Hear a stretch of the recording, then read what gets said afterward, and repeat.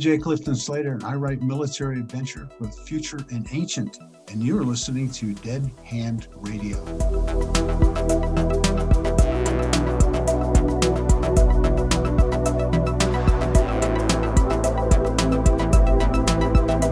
Welcome to Dead Hand Radio, Jim. Thank you. I'm really interested to hear, what led you to writing and stuff like that. What part of the country did you grow up in? My father was in the Air Force. So my whole life we moved. And then I went in the Marine Corps. And of course, I moved there. I actually settled in Baltimore and started going to night school. Finished got my college degree in 1987. I was a little older than most of my professors and all of my TAs for sure. And then I went into business, and I ended up working in radio sales and radio management for a lot of years. Well, 6 years ago, I changed jobs, and I had my nights and weekends free all of a sudden after 30 years. And I was driving my wife crazy. She's like, "What are you doing? You're just hanging around the house on the nights and weekends. I'm not used to you being here." I said, I don't know what to do with myself. I've never had a job when I had nights and weekends off. Because, when you're a sales manager, you're always on call for your salespeople and for your clients. When she said, "You always wanted to write a book." So I started researching what I wanted to write. And I thought, always loved science, but I always loved science fiction. So I wrote a book about the oldest ensign in the Naval Flight School in the Galactic Council realm. And the book sold pretty good on Amazon. So I took the money and I used that to put new covers on the books and started writing. And I started a Roman Legion series. And then at some point I looked at how much money I was making selling books. And I looked at how much I was enjoying working for myself and not having to leave the house and go to an office. I just dove all in for writing. And that's why I ended up here today with 22 books. Let me make sure I understand this correctly. You only started writing 5 or 6 years ago? Yeah, 5 years ago. That's an incredible body of work for a 5 or 6 year career. Well, my whole life I've been a workaholic. I've been the guy that was first in the office and last to leave at night. And I still do that. I'm in my office, first thing in the morning, and usually by 6:37 in the morning. I do a workout in the morning. I like martial arts. So I get my morning workout in, I grab a shower, and I'm at work by 6:37, and I usually knock off around 5:36 at night. So if you're putting that kind of time into any endeavor, you're going to be producing.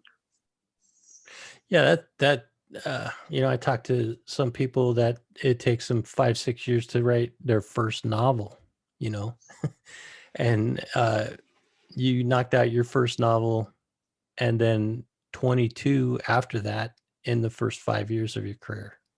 Well, there was a little before that. I started making notes and notebooks about story ideas.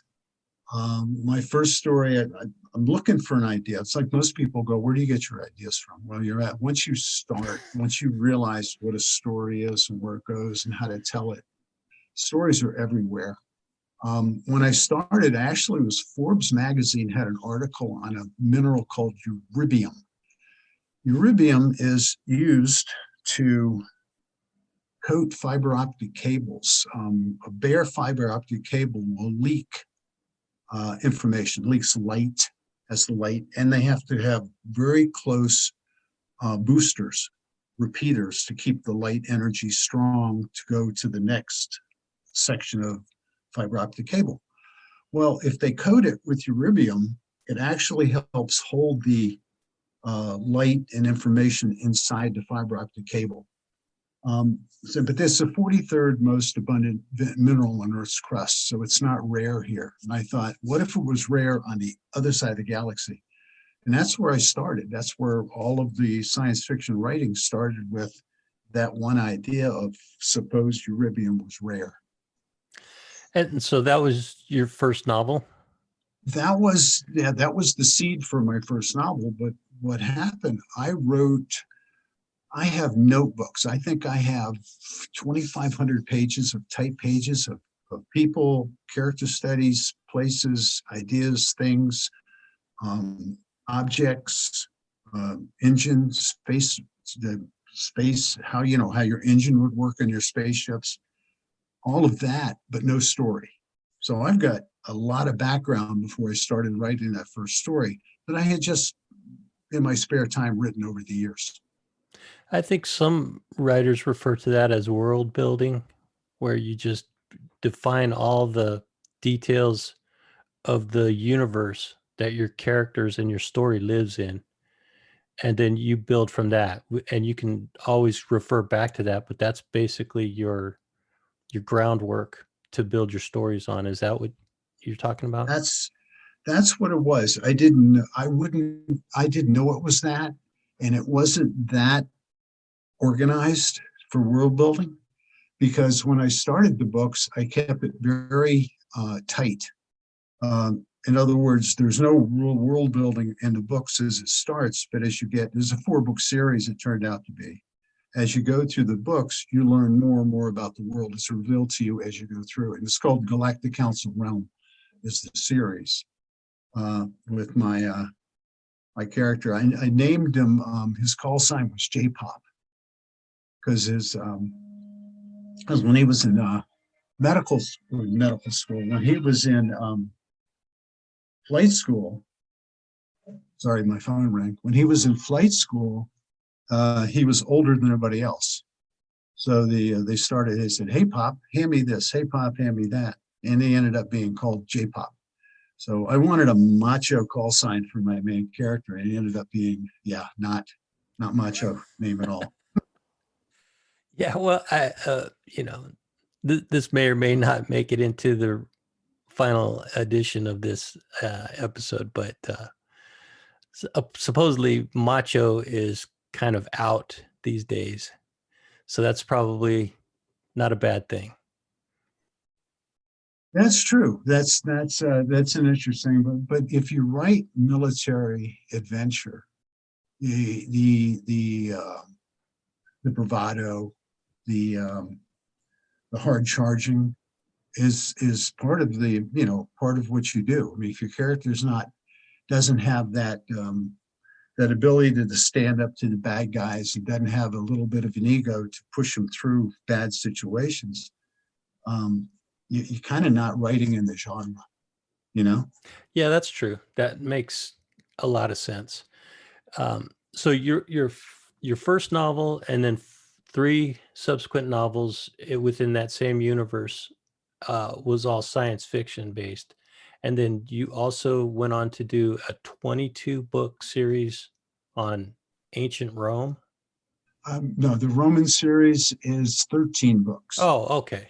Okay. Yeah, the Roman series is 13 books. And there's 9. I'm Only sorry, 13 books, right? yeah, only 13 books in the Roman Legion, Just kidding. which are hard because of I do a lot of technology, making steel, making bricks. What was for instance, your water mill? We think of a water mill as that stand up, the big wheel, the water turns it, and it's upright, not horizontal, it's vertical.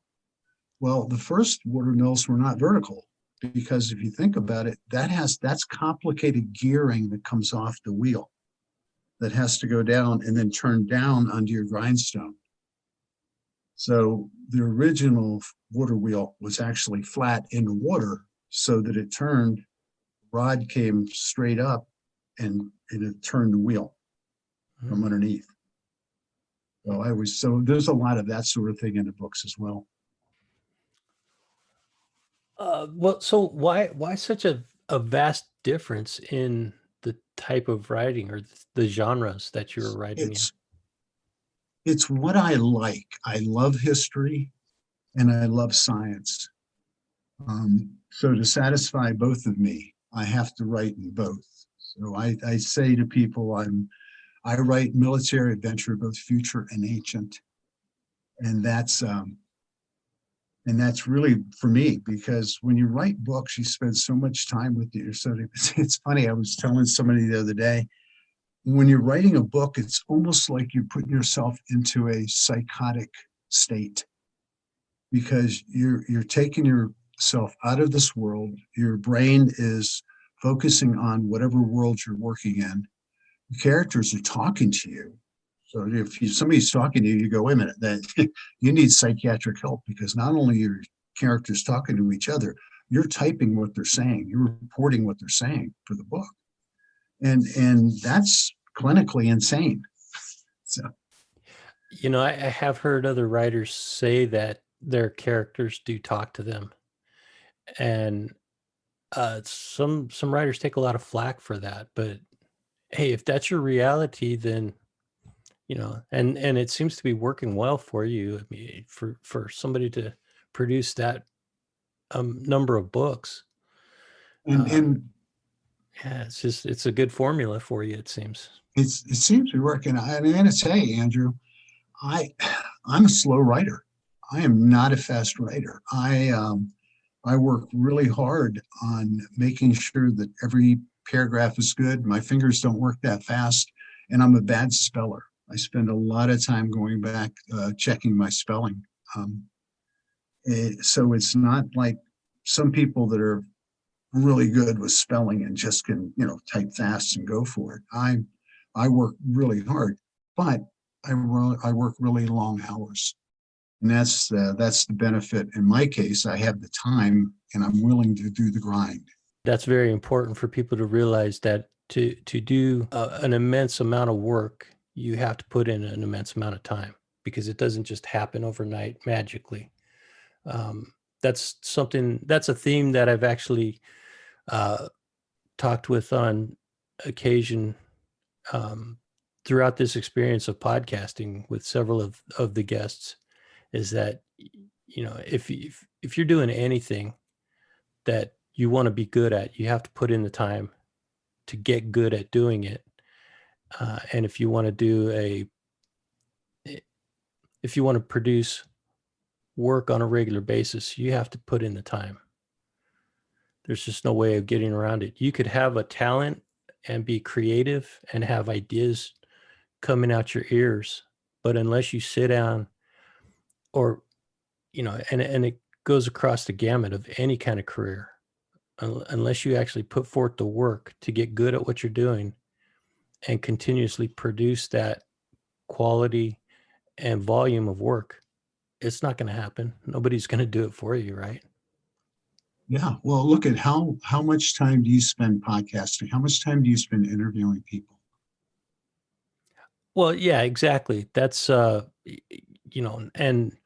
interviewing, I might talk to somebody for an hour or 2 hours, but that does not illustrate the scope of work that I put into each episode by any means. Exactly. I really want to get into the details of your science fiction writing, but I still have some more questions about your background, if that's cool. Absolutely. So you, as a kind of a late bloomer in your writing career, you obviously had to have had some kind of influence or inspiration to do that kind of thing. Can you pinpoint how early on you realized that you were fascinated by science fiction? I can tell you when I've science fiction, as soon as I started reading, that was all what I read for a long time, science fiction, all the science fiction greats. And I also read the historical guys and fantasy too. I think a lot of kids, a lot of young boys at least, start out reading fantasy because it's escapism, the heroes' journeys and all that. I have part of the reason I talked about earlier about one of my issues is I'm a bad speller, and the more creative I'm being, the worse my spelling. So it's pretty ugly. I had a teacher, and I don't know what grade it was, second, third grade, and we had to write a story. I wrote a story, And he comes and he's giving out everybody's their classes, their papers back with the grades on it.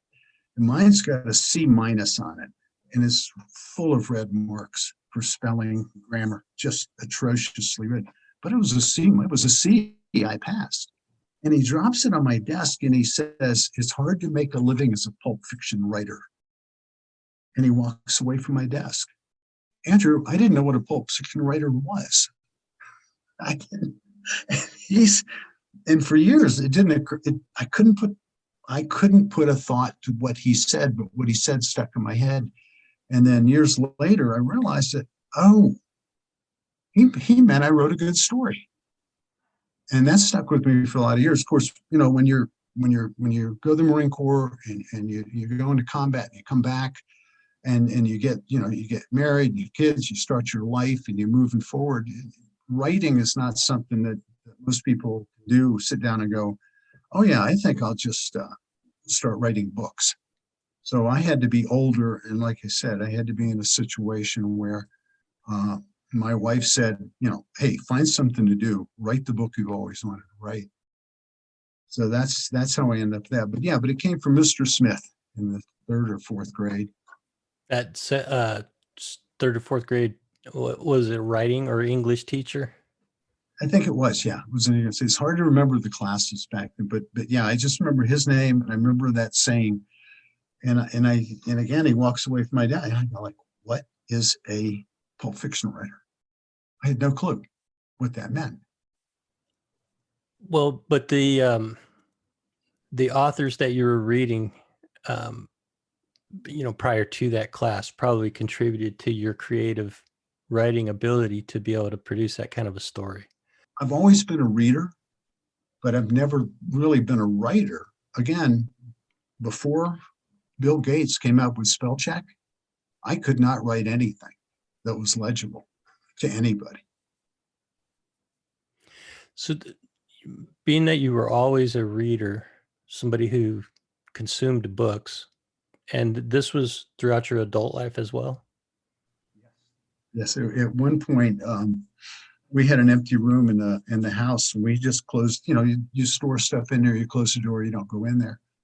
And I would finish a paperback and put it in, again, before the days of the e-readers, which are really great nowadays.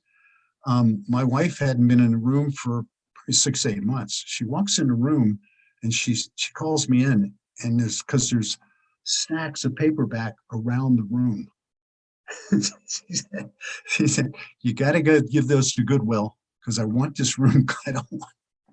There's so many paperbacks I had bought. So I was a big consumer of books of all kinds, of all nature. I've always, science books, history books, adventure, just the whole gambit of just fun to read. I just I love soaking into a character and reading the story and seeing how somebody handled the situation and the language they used. What is it about science fiction that captivates you? And I understand that you're also a historical fiction or speculative fiction fan, but what is it about science fiction that captivates you? Well, it's the nugget of, and I have 3 rules for my writing, and it has to be science before it's fiction. It has to be history before it's story, and it must have choreography. So those are my 3 rules. So for me, any science discussion is an opportunity for my brain to leapfrog from what is to what is a possibility, and that's what happens. Let me give an example. My series, Call Sign Warlock. My character was an injured corridor assault specialist. She was a Marine that specialized. She was a team leader, actually, specialized when the Marines got bogged down in the spaceship and they couldn't get the bad guys out of the corridor. Her team would go in and clear the corridor, and that was fun to write. But then she gets injured, and but her optic nerve gets radiated, and the reason her optic nerve had to be radiated was I wanted to put a sensor in her eye. I wanted to replace her eye, human eye, with a bionic eye. And then I had to go research the eye and research sensors and what sensor I wanted in the eye. And the one thing that kept coming up for every sensor you talk about is a processor. You know, you can have a scanner that scans something, but in the back end of it, you've got to have a processor that can handle the knowledge or the electrons and the input that's coming in, because something has to process it and make it knowledgeable, or I'm sorry, make it readable, you know? Yes. So I gave her mutated optic nerve. And then I said, all right, so then, but her brain may not be able to handle all of the different inputs she has coming through that eye. So in the books, it rolls through slowly. She learns different stuff with different things. Give me examples of there's 1, 2, 3, 4, 5, 6 different powers, sensors in her eye. And one is the infrared. Everybody knows infrared. That's your heat signature. The scanner can read. You can buy infrared goggles that you can read heat signatures. You can use it for scopes. You can get them for a lot of stuff, but it gives you the heat signature. Then I did the ultraviolet. Ultraviolet was interesting because ultraviolet has to have a light coming from the source. In other words, you shine a black light on something to make things irradiate under the black light. And at one point, I've got her in a restaurant and she pulls her patch off and she uses her ultraviolet on dirty dishes and, saliva. So she gets grossed out in the restaurant because of the time. But those two, the infrared and the ultraviolet, are things that a lot of people know about, but they work. The other thing I gave her a color spectrum in the eye. The color spectrum is weird because you realize without the ability to see gray and black and white, if you just have color, there are no defining shapes and color. All you see is a splash of color with soft outlines around it. So it would be kind of like looking through water. You would see color, but you wouldn't see defined outlines. And I just thought that was interesting when I was doing that. So you had to do quite a bit of research into existing technology to be able to write about it knowledgeable from a point of knowledge, right? Exactly. A lot of research on each of the items that's in her eye. Another thing in her eye was I gave her, she can visualize sound waves. So again, you go to your hearing, you're used to hearing, but if you suddenly started hearing through your eye, because you could see, and especially if there was a low range and it was below the human hearing, then you would have to figure out, what is that? I'm sensing something, but I don't know what it is. Well, guess what? It's a sound below your normal hearing. That's interesting. Can you describe what she experienced when she was seeing a sound wave? Moth wings, when a moth, if you put a microphone, very, very, very special microphone near a bat, they send out not only sounds, but they send out sounds that are very low range. Worms do as well. A moth's wings together, you can hear, because you hear a moth flying around, that clack, clack, clack, with the knot. That's his wings slammed together. What you can't hear is any noise, that he's making. Whales do a lot of that low range that you can't hear unless it's magnified or brought up to slow down so you can hear it.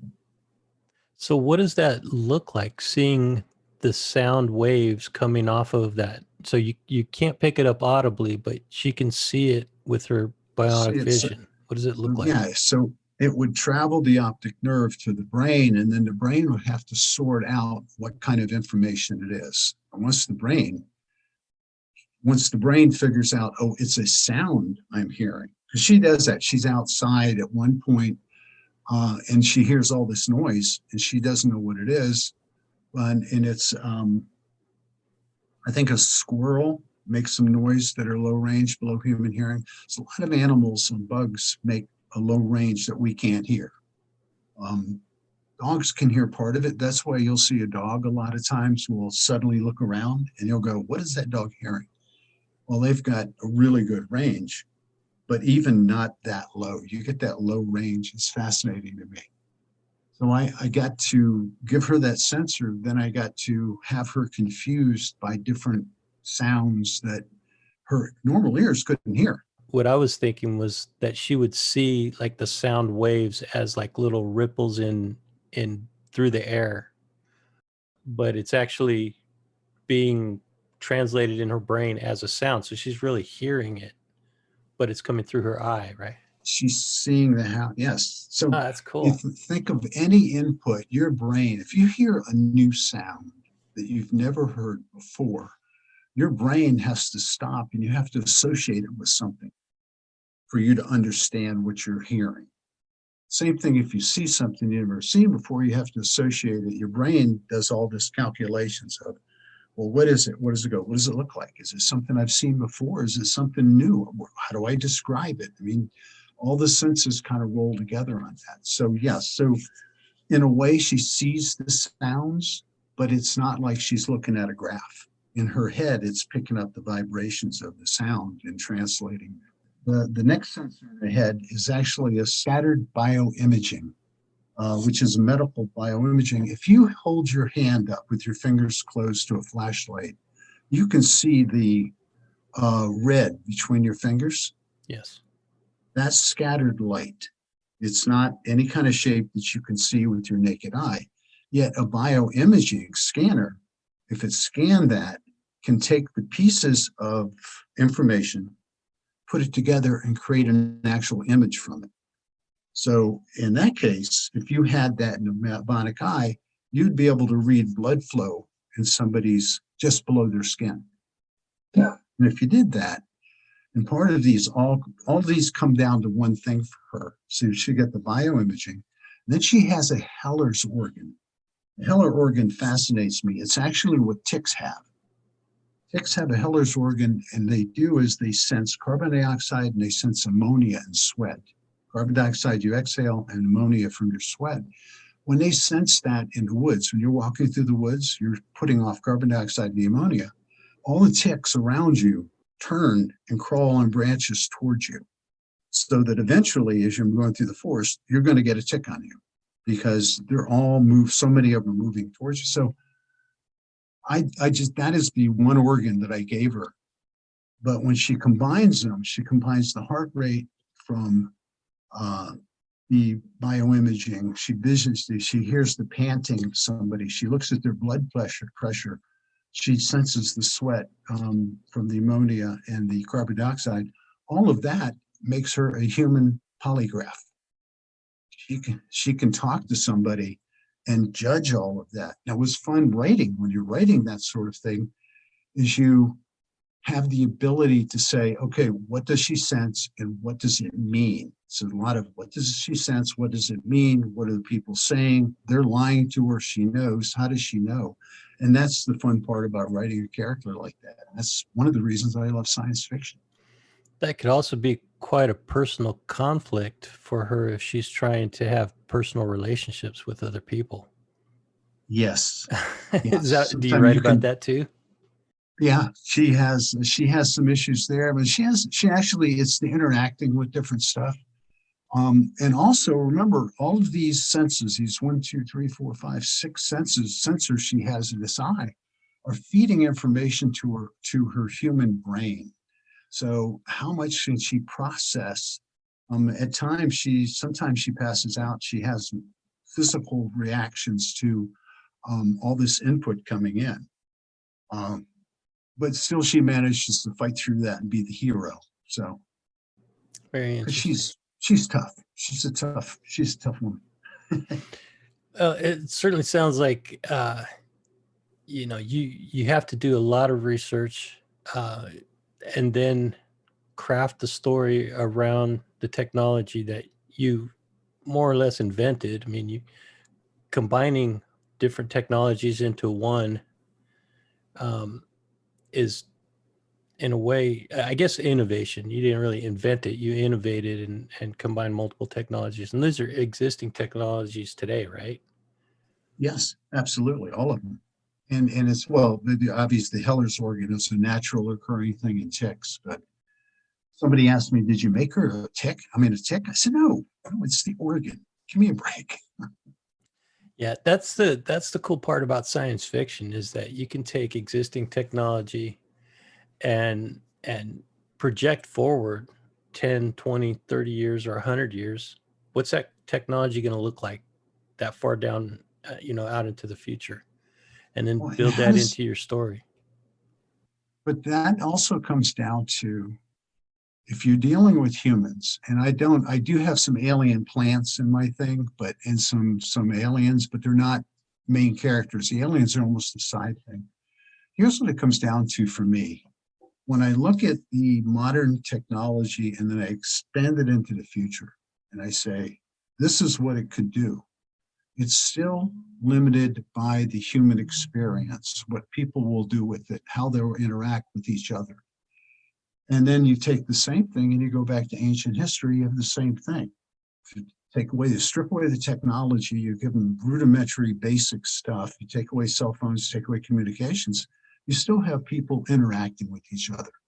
So that's really the core of what makes a book, is the interaction of the people, whether they're wearing leather and armor and swinging a gladius with a shield, or if they're running around with a bionic eye in their head trying to solve mysteries.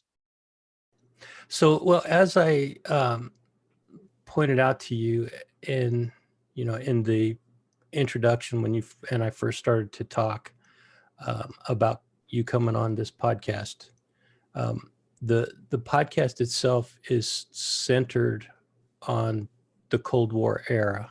So from 1947 until the early 90s, 91, basically, is that Yes, that whole time frame for me is an area of intense fascination.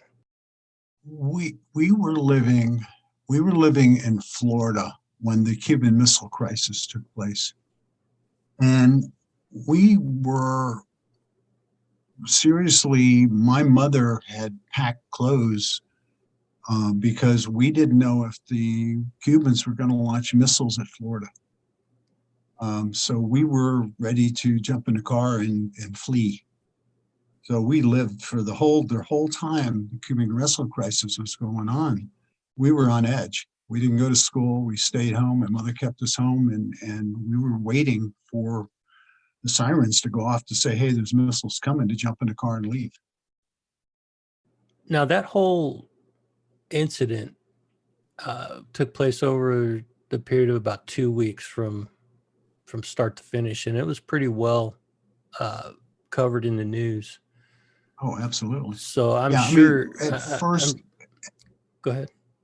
no, I was going to say at first she wasn't that upset because it was like, well, they did this, but as it built up, my father being in the Air Force, he started going on, he was started being on call more and more. So it just ratcheted up to the point where, my mother was like, okay, we got clothes packed, go bags, we're going to jump in a car, we're going to get out of here. If it goes bad. In her head, they were going to, the Russians were going to come over and invade Florida. So it was fascinating time to be that close to Cuba. Yeah, I bet it was scary for you as a little guy. What, you were in your early teens or were you younger than What that? was that? I 63. got It was 63. six. I think it was 63. Yeah. So I was 12, 13 during that time. One of Okay. those. Yeah. Yeah. So, and I remember when I was a 13-year-old kid, um, not a lot scared me, and I didn't really think about world events at that time. But when my parents said something that was alarming, that's what I fed off of. And I'm sure the same was true for you. Oh, absolutely.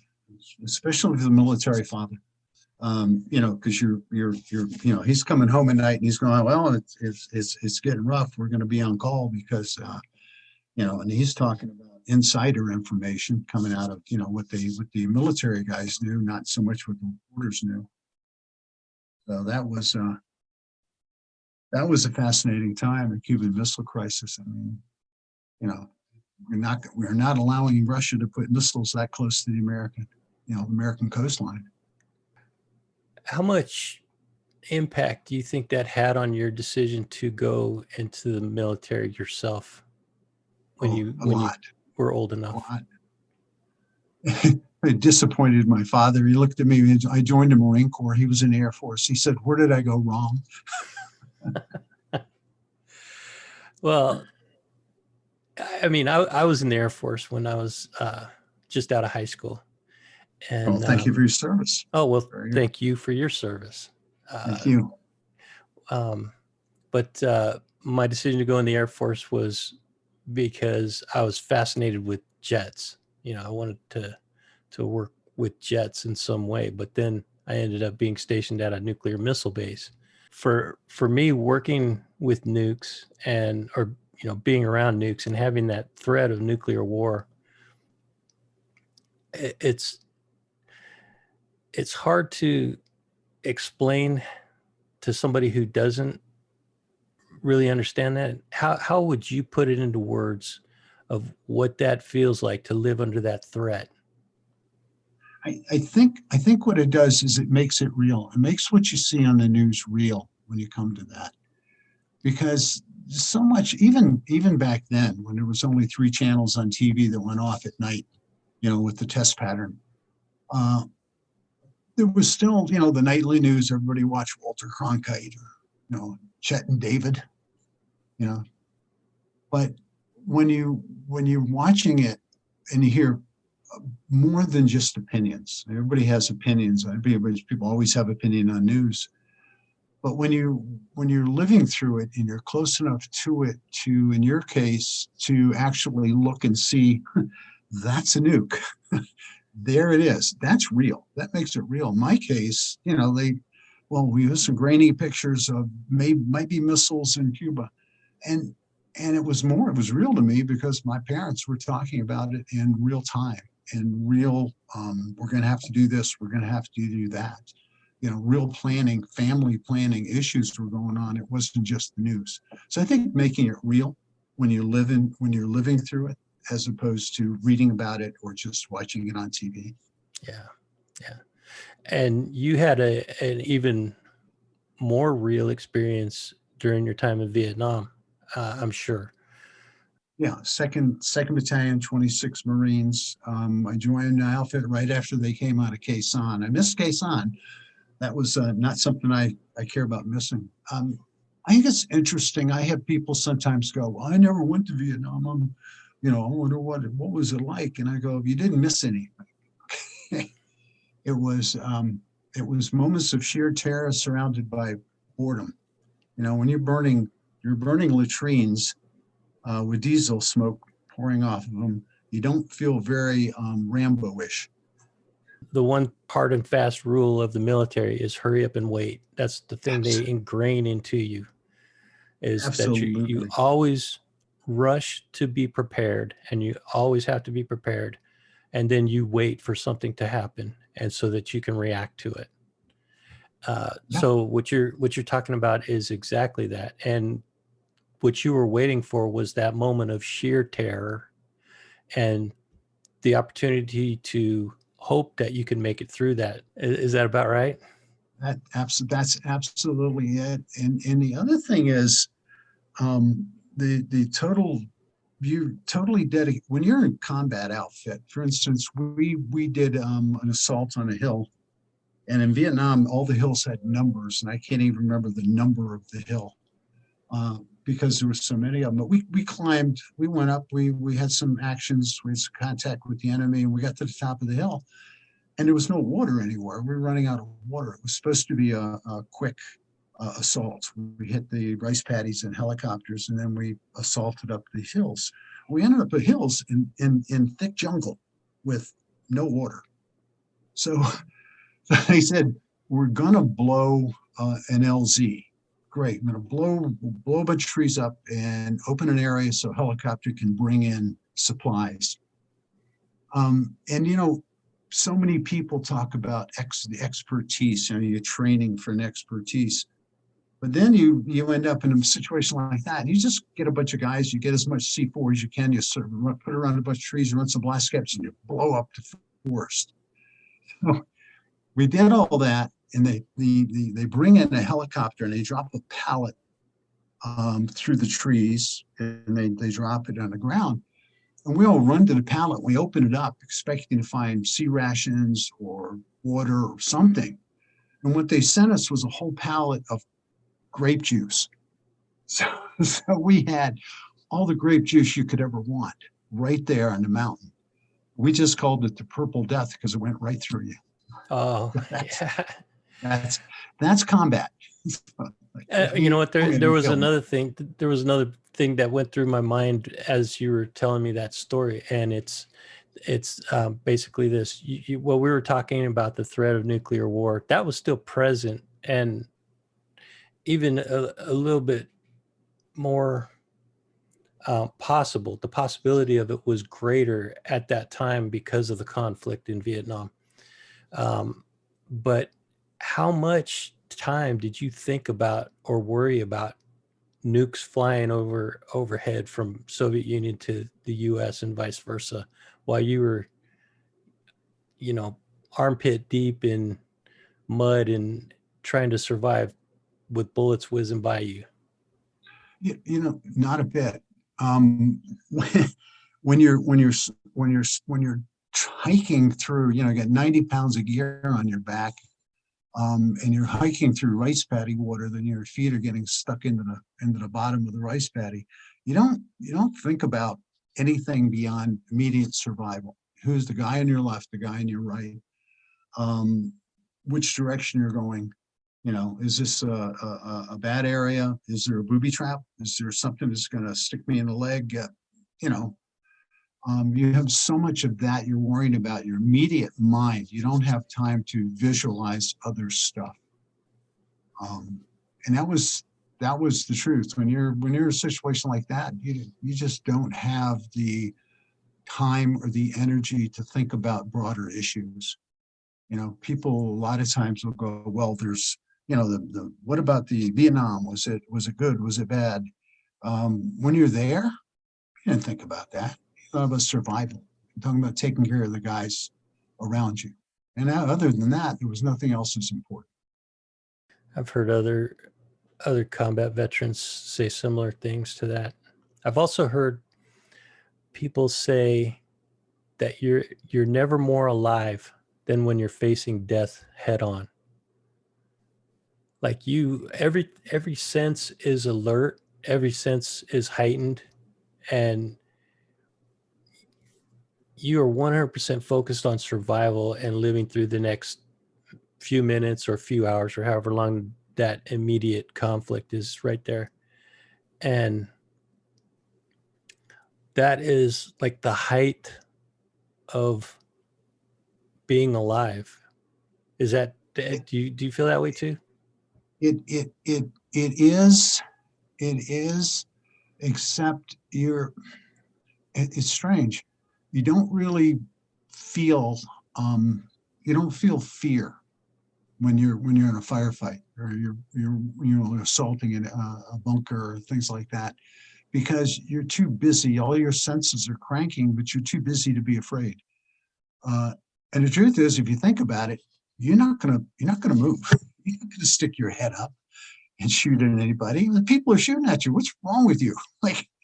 So you're almost working on just automation. You're working on training.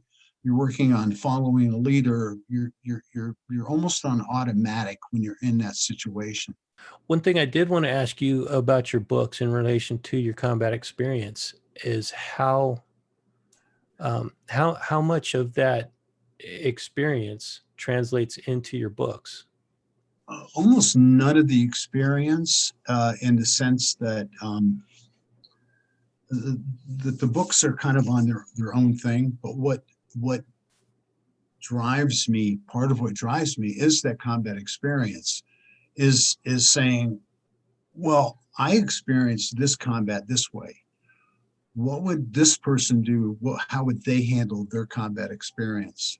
So it is a focus of interest for me. So it shows up, obviously, as I write military adventure. So in my sci-fi, there's always going to be military, there's going to be combat on different levels. The same with the ancient history writing. So for me, it's like I look at my combat experience and the combat experience of people that were around me, and I go, how did we survive it? What were we thinking? What were we feeling? So it's kind of like testing yourself to put it into science fiction realm and go, well, here's a safe realm. You can really explore what the person was going through and what happened. So that's about as close as to real combat as you're not gonna, I don't have 14 years of, I'd have run, if I was only using my experience, I'd have run out of experiences long ago on my first or second book. It's probably my point of view that makes it from the combat experience, that makes it into the actual books, is the ability to function under high stress situation. Has it helped you to have that experience to be able to write about it? I've actually thought about that, and I don't know, because there are some terrific military writers out there, sci-fi writers that never served in the military or ever really in a high stress situation like that. So That's I mean, true. obviously, Yeah, I agree with that. Police officers, military, some of those people get into writing, that sort of adventure books, but a lot of people don't. They just have a natural flair for it. But I bet you will find that those writers who do write well about it interview many veterans and police officers who have been through those type of experiences. I think the best ones do. I think you're absolutely right about that. Yeah, it would be almost impossible to make that stuff up without talking with people who've been through it, I think. Now, how difficult is it for you to kill off a main character or an important character in a story? Do you get really Oh, attached to these characters? I had my warlock character was actually introduced in the third book of the Galactic Council Realm series, and she had a team, and there was this one character I really liked. She was kind of a smart aleck and didn't take any gruff off of people, and she was real intelligent. She just was. And there was a backstory on her growing up poor, growing up middle class, but then her father getting hurt and her, their social standing falling, and her, having to go to work part time at night, and then, gang guys picking on her and all that. So the backstory on her was pretty intensive. And then she got killed in a corridor on a spaceship. And I was a mess. I was a mess for 2 days after that. I couldn't believe I actually killed her off. I felt, because I knew her. I knew her backstory. I knew her from when she was a little girl on my head, you know? That's interesting. That So that hurt. the death of that character was unexpected even to you until you wrote it. Is that right? Yeah. Yeah. It was not planned at all. It just was, there was an explosion, and she was the high right side. So her job was actually in a corridor, was to crawl along the kind of on the ceiling. You have to understand that a corridor assault team is two big guys, two big people on the bottom, and then the commander or the captain, whatever. And then there's two people that have like suction cups on their, and they train upside down, and they kind of crawl along the ceiling of a corridor. I mean, think about it. If you wanted to clear a corridor, if you try to do it from one location, you got a problem, because corridors on a spaceship will have vents and things that people can shoot at you through from above. So to me, a corridor assault team would be two on the ground and two up in the air, and they would move along slowly down the corridor, sealing hatches as they go, and of course shooting down the corridor from five different angles.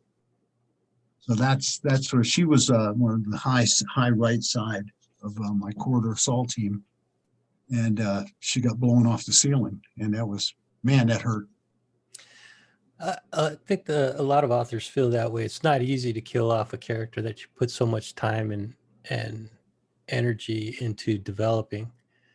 And Yeah, then, like you say, you get to know that character as if it was a real person. yeah, That's interesting. especially you write their backstory. So, and the other things I think some people that don't write miss is an author needs to know more about a character than goes into the books. You have to have a sense of things that you're not writing. You don't put everything in a book. If you put everything in a book, it's boring, right? The small foibles, the little things, the little stuff about them. You just don't put it in a book because it's a waste of time. It's not information a reader needs. They're going to build their own. They're going to build their own view of the characters they read the book. But the author, from the author's point of view, every character I put in there, even if it's a minor character with a walkthrough, that character, to my head, has a backstory. That character has married, not married, lives close, lives far, is near home, not, is good guy, bad guy, basically is a cheat, is an honest person, basically in a bad situation. So yeah, it's when you kill one off, especially when you've spent quite a bit of time with it, it hurts. Do you ever put characters in your stories that are based on real people in that you know in real life? In my most people in my sci-fi books are composite. A lot of composite of people I've met, stories I've heard.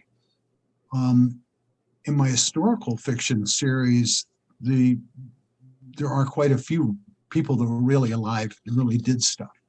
Now, knock on wood, in the ancient history, there's not a lot of detail on their lives.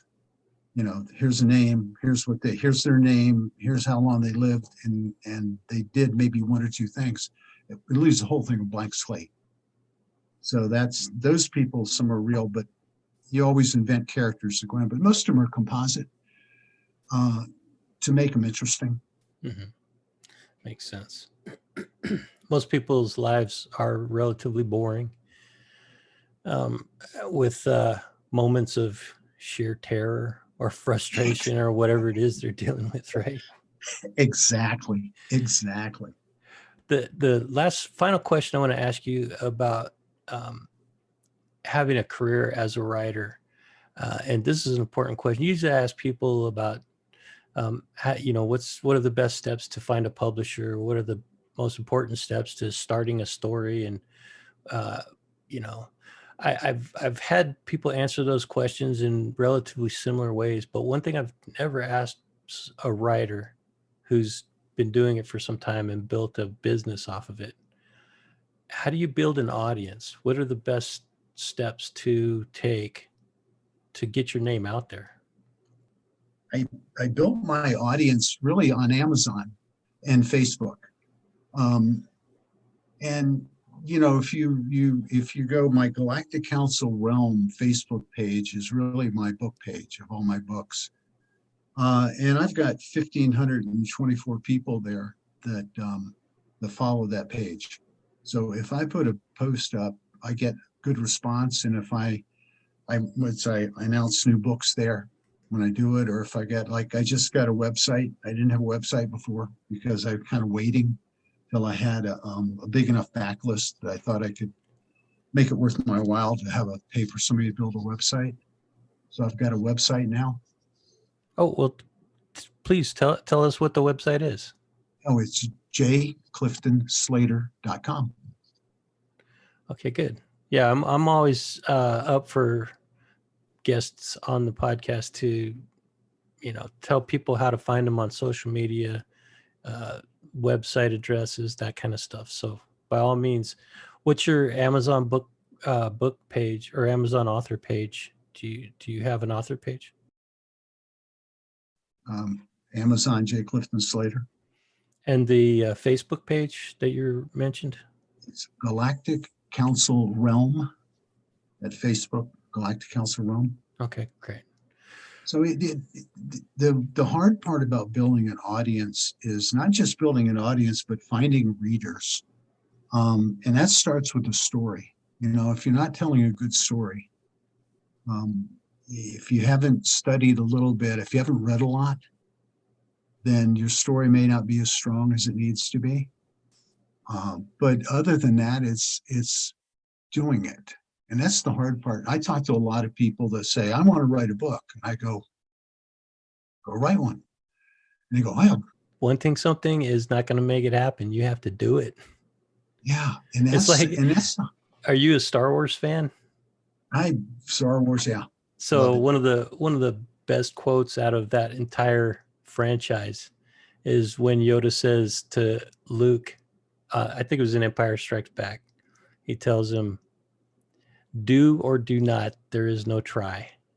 Yes, that's exactly it, man. That's it. But it is, there's probably a million. I belong to a number of writer Facebook groups, and invariably there's always a lot, and most people have never written. They want to write, they're learning about it. And sometimes you can overlearn. I mean, I have rolled out I started with the book.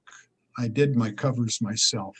Amazon has a wonderful thing where you can put a cover, you can put a book up and not spend a dime on it. They've got Cover Creator, you can create a cover in their thing. They've got a format system. They'll show you how to format your ebook, and you can write the book and format it, put a cover on for no money.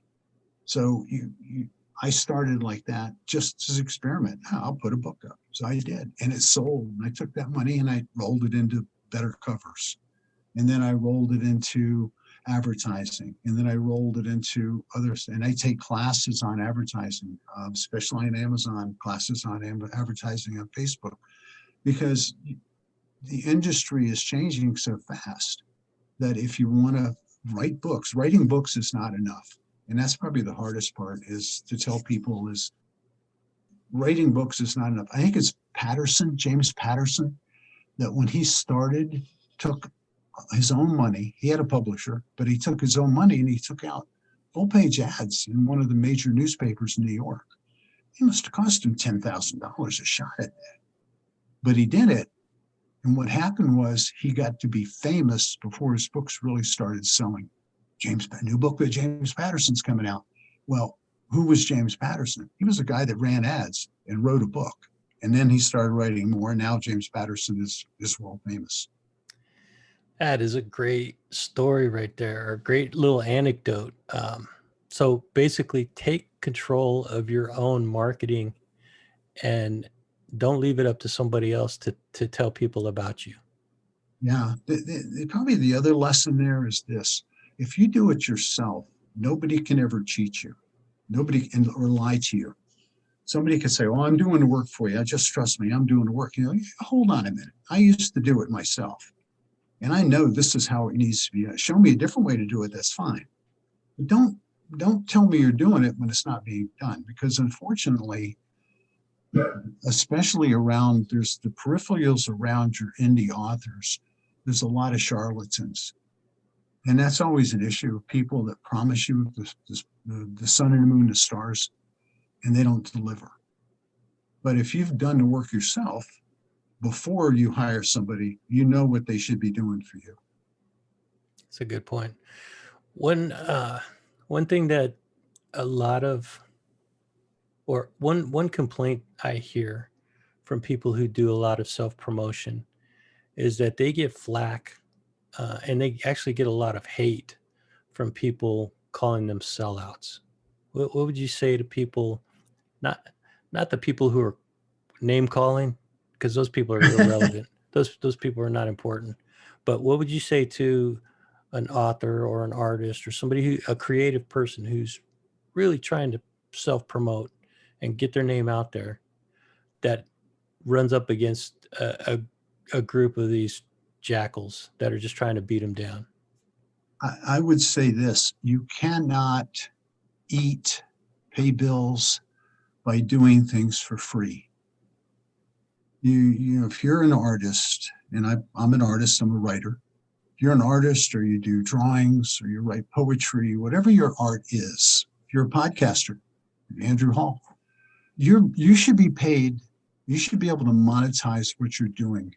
And if getting people to buy your product or listen to your product, means you need to sometimes do a podcast and talk about yourself, even if you're not comfortable doing it sometimes, then doing it because doing free stuff for people, giving away your art is not going to pay the bills. And how can you maintain being an artist if you're not getting paid? And this is the other thing about that. I'm an indie, so I do everything myself. I mean, I run my business, and my business is an international business. I have readers from around the world. I get emails from Africa and from Australia, and I communicate with people there that are my readers that want to know when the next book coming out. That's cool. That's really Yeah, good. it is. Well, So and you you're think, such a prolific author that I'm sure you've built up an expectation within your audience that they're looking forward to seeing something within the next 6 months or within the next year or so. 3 months. 3 months. Wow. I try to do a book every 3 months. Yeah. You have the most spoiled readers in the world, I believe. Well, but remember, this is what I do. This is all I do. That's true. I used to be a gamer. I used to love my Xbox 360. Man, Skyrim and Fallout, the Fallout series. I love the Fallout games. Well, Fallout. the first two I was really fond of, but after that I just kind of lost interest in it. Yeah. Well, the last one I played was Fallout New Vegas. And of course, living on the other side of Black Mountain, I can look out my window and see where the monsters are. The rated place up there on top of Black Mountain from the game. I tried Fallout Vegas, or New Vegas, but didn't work out for me. My computer wouldn't. My computer graphics card wouldn't support it. What I loved was my wife and I were driving to a wedding in California, and we had never driven to California down 15 heading south, because when we moved here, we came in from the other direction. And I had just finished playing. I've been playing Fallout New Vegas, and we're driving down 15. I look over on the right, and there's an old. Turns out it used to be a restaurant, small restaurant, roadside restaurant with a gas pump.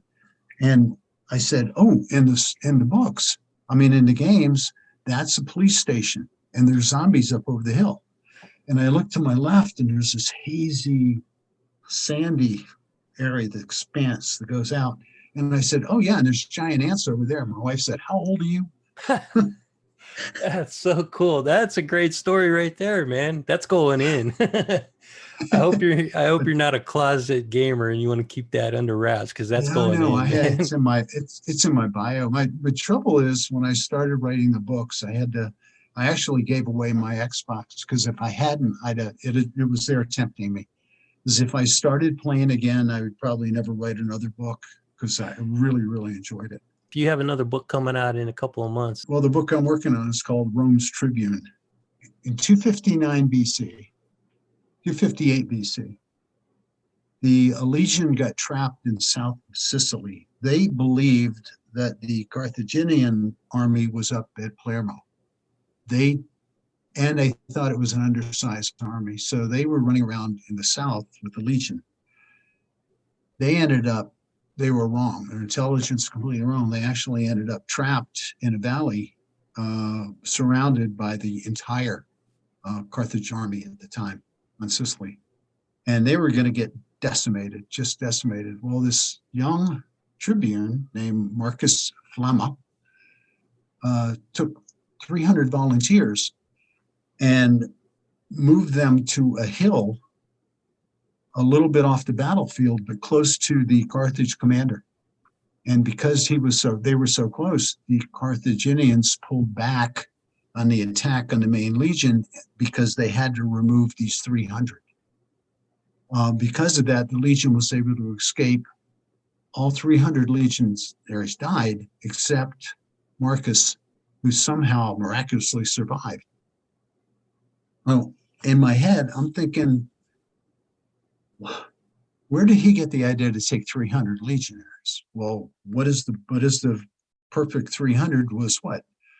The Spartans at Thermopylae. So I had to go back and do a lot of research in Thermopylae, because in the books, Marcus and my main character, Ilario, are talking, and Marcus is actually reading a synopsis of the battle at Thermopylae, and that's the first part of the book. When does that book come out? I'm shooting for late December, early January. Oh, we'll get you back on once you get that book That'd be great. out to publish. And thank you for joining me on Dead Hand Radio. And I look forward to talking to you again in the future. Thank you so much, Andrew. I appreciate it. Thank you.